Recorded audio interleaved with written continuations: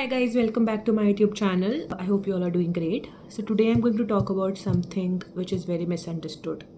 So as you most of you know, I am a tarot reader and I deal with people every second day, every first day, whatever thing it is. So I'm talking about pain. Most of the times people come to me and think that if they feel numb or if they feel nothing is hurting right now, so their pain is gone, so they are starting to heal. Okay, but even if I tell them that for now you feel this way, but whenever a trigger comes or you will be in a situation where you will be triggered, it will all come back. But most of the times they are like, oh no, nothing like that.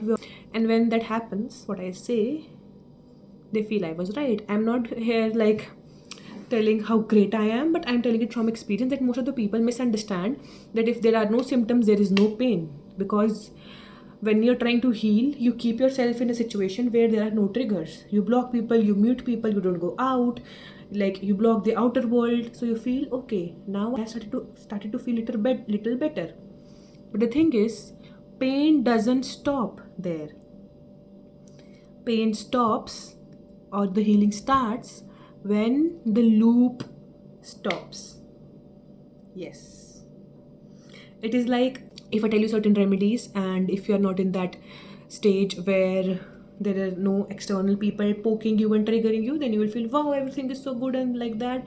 But the moment you go out or the moment you make another boyfriend, for first 2 months everything will be so good, but third month, what happens? What happens the third month? You feel the same. You feel like I attracted someone different. He treated me so well. Why is he acting the same way my ex did? Because the loop is repeating. Because your healing was fake. Yes.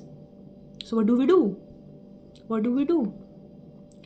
I'm not telling you to constantly expose yourself to triggers, but the thing is, you have to be mentally prepared to understand your triggers. Understanding your triggers is the most important thing. Okay, here previously what you were doing is, ma'am, I think everything is healing. Ma'am, I think it is not bothering right now, so everything is better right now. So I am healing. You have to understand right now that although you are feeling you are healing, what caused pain? What loop? How many times it has repeated? Why it has repeated? When it has repeated? And when it repeated, was my response the same every time? If yes, then what can I do the next time it repeats? For example, you have made 4 boyfriends in your lifetime. Less, 2 more, 2, like doesn't matter. 2 months go very well. Third month, you start getting attached. The moment you start getting attached, you start expecting more. But the thing is, this person is the same. But you feel he is changing. He's putting less efforts. What's the loop here? You let someone in, you enjoy 2 months with that person, you enjoy 2 months of consistency. Third month, what you do is leave your work, wherever your life is going, and start investing in this person. Who told you? Don't you have a life? I understand that your nurturing mother inside you, or the nurturing whatever lover inside you, wants to pursue this person and be around this person.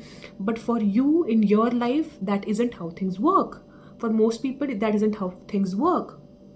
If we are going to prioritize someone to an extent where that person feels like God, why would that person put efforts in you?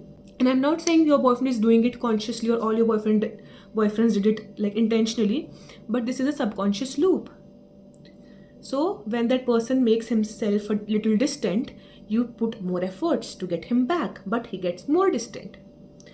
And at the end, either you break up or this person gets far away, not understanding what is happening. Or you accuse him of doing something he's not even sure what he's doing. So how do we break this pattern? After 2 months, when you start realizing you're getting attached, have a healthy conversation with your partner as to what you're feeling, what he's feeling, where does he want to take this relationship, where do you want to take this relationship. If you're both on the same scale, if you both are putting equal efforts, then good, continue.